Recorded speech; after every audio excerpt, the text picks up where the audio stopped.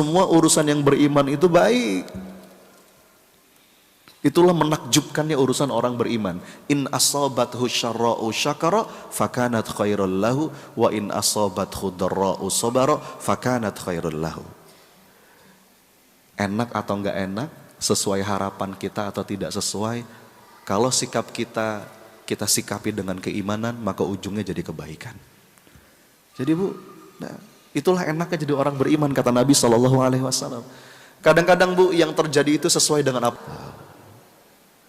Enak aja Bu, kita punya rencana, yes. Tapi kita juga memahami apa yang Allah rencanakan itu pasti jauh lebih indah daripada apapun yang kita inginkan. Makanya bagi orang-orang yang ridho itu, prinsip hidupnya begini.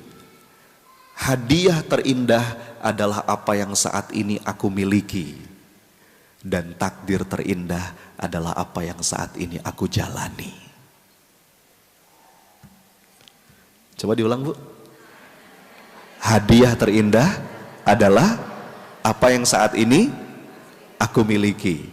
Dan takdir terindah adalah apa yang saat ini aku jalani. Bagus buat status WhatsApp itu ya. Enggak, tapi saya serius Bu. Ya. Dan Ibu tahu enggak, apa rahasia orang-orang itu mudah ridho jiwanya? Tahu enggak? Sederhana Bu. Rahasia orang-orang yang mudah ridho itu karena dia berharap diridhoi sama Allah. Jadi apapun yang menimpa hidupnya, mereka tuh punya mental begini, ya Allah, mangga ya Allah. Apapun yang hendak Engkau tetapkan dalam hidupku. Kaya, miskin, sehat, sakit, dipuji, dicaci, dideketin, dijauhin, mendapatkan atau kehilangan. Asal dengan itu Engkau ridho kepadaku ya Allah, maka aku juga ridho ya Allah. Enak gak Bu? Ya. Bu, dalam hidup ini kita akan mengalami yang namanya pergiliran episode kehidupan. Watilkal ayyamu nudawiluha bainan nas. Gak mungkin kita di atas terus, ada kalanya kita jatuh terperosok ke bawah, betul? Gak mungkin kita sehat terus, ada kalanya kita sakit. Gak mungkin kita dideketin orang terus, ada masanya orang pergi, orang ninggalin kita, betul? Gak mungkin kita punya uang terus, ada kalanya kita gak punya uang. Gak mungkin orang muji-muji kita terus, ada kalanya orang mencaci kita, menghina kita.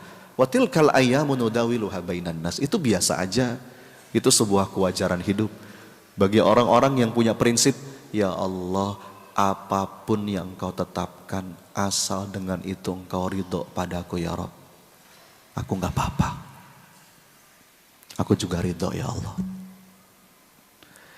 Makanya latihannya gimana Ustadz? Latihannya Bu, setiap pagi, setiap petang, kalau bisa jangan sampai lupa baca doa. Doa yang mana? Doa yang Anda udah hafal dari TK. Raditu billahi. Terusin.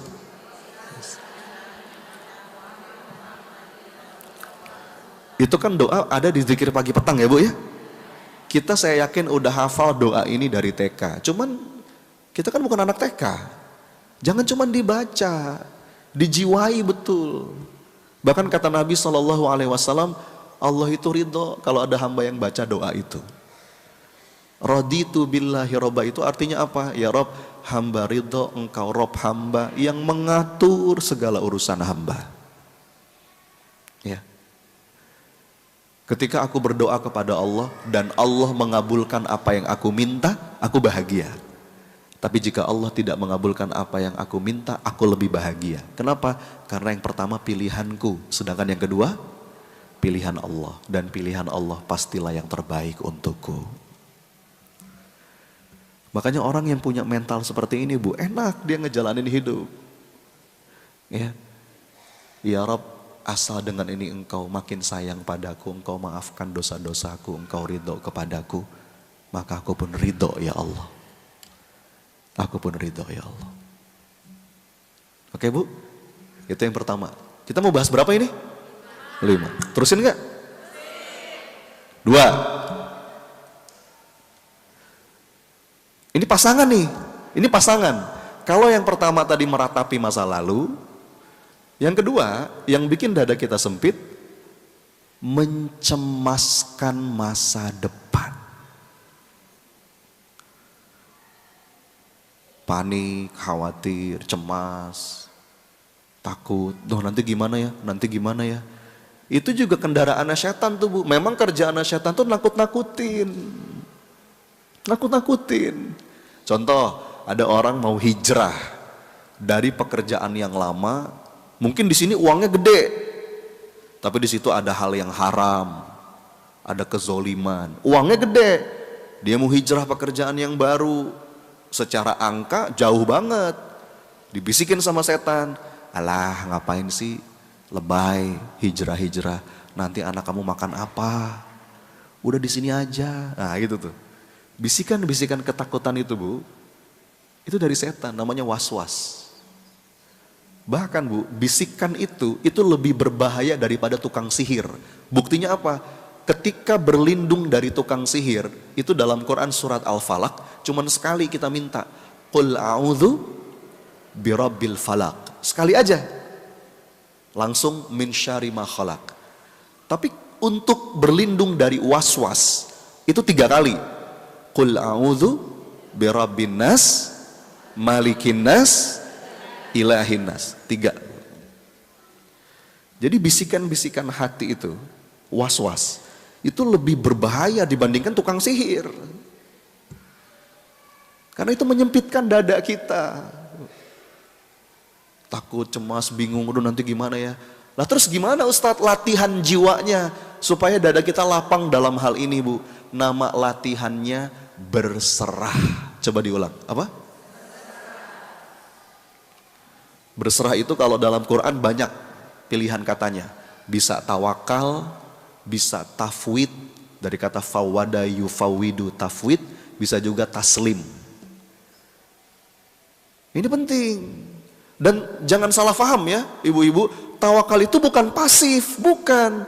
Tawakal itu aktif, tapi dengan batin yang damai.